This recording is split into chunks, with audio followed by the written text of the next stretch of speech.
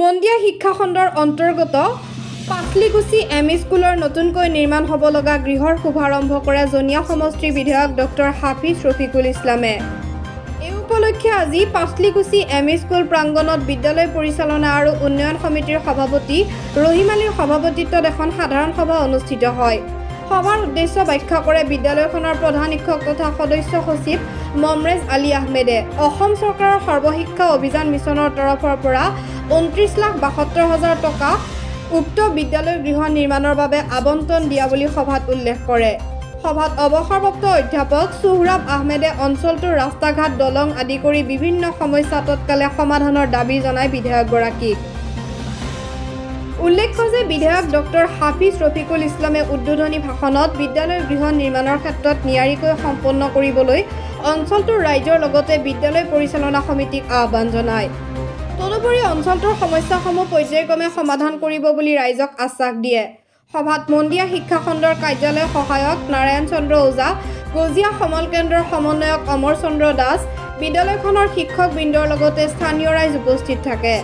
অনুষ্ঠানটোৰ আঁতৰে শিক্ষক হানিফ আলী আহমেদে ইয়াৰ এক প্ৰতিবেদন আগবঢ়াইছো।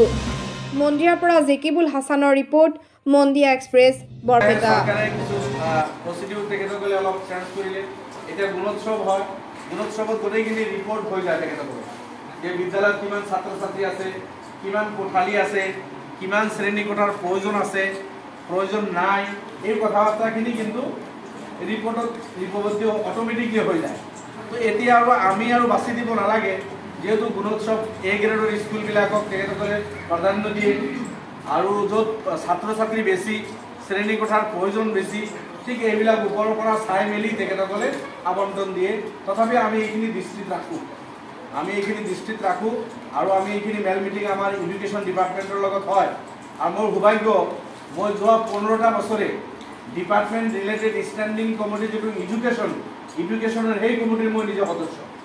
গতিকে আমাৰ ষ্টেণ্ডিং এডুকেশ্যন যিটো ষ্টেট লেভেলৰ কমিটি আছে, তাতে বিধায়কসকলৰ টীম লৈ যিটো কমিটি আৰু বিষয়াসকলক আমি সময়ে সময়ে মাতোঁ। এই সমস্যাবিলাক লৈ ডিছকাশ্যন কৰাক লৈ একেবাৰে মেডিকেল এডুকেশ্যনৰ পৰা আৰম্ভ কৰি আপোনাৰ college, higher education, secondary education, primary education, গোটেইকেইটা এডুকেশ্যন লৈ আমি ভাগে ভাগে তেখেতসকলক বিষয়াসকলক মাতি গোটেই অসমৰ সমস্যাখিনি আমি পৰ্যালোচনা কৰোঁ আৰু সেই সমস্যা হিচাপে আমি সেই এছেম্বলি কমিটি আমি পৰামৰ্শ দিওঁ আৰু বস্তুখিনি আমি চোৱা চিতা কৰোঁ। তো এইবিলাকো আমাৰ এই মিটিঙত মেল মিটিঙত আহি থাকে।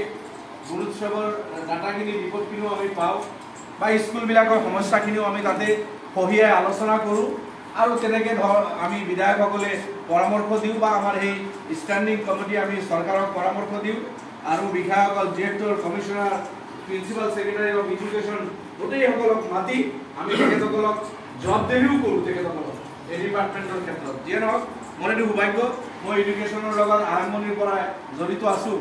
আৰু আপোনালোকে দেখিছে বিধানসভাটো গোটেই অসমত মোৰ সমষ্টিৰ লগে লগে বিদ্যালয়সমূহৰ সমস্যা, ভেঞ্চাৰ স্কুলৰ সমস্যাৰ পৰা আৰম্ভ কৰি আমাৰ টিউটাৰ শিক্ষকসকলৰ সমস্যাৰ পৰা আৰম্ভ কৰি স্কুল, কলেজ, ইউনিভাৰ্চিটিৰ বিভিন্ন সমস্যা বা আমাৰ ল'ৰা ছোৱালী ভাল শিক্ষা পাব লাগে, গুণগত শিক্ষা, কোৱালিটি এডুকেশ্যন পাব লাগে, তাৰ কাৰণে চৰকাৰক যি পৰামৰ্শ বা মোৰ যি মত বিধানসভাত মই সেইখিনি সময়ে সময়ে উত্থাপন কৰোঁ।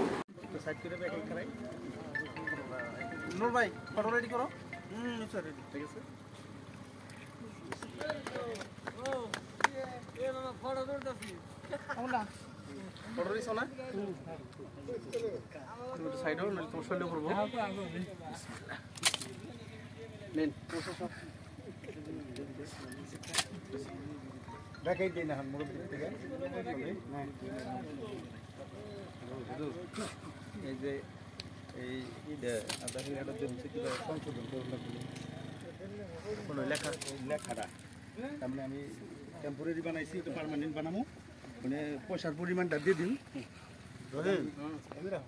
টিকেট পাই যায়তো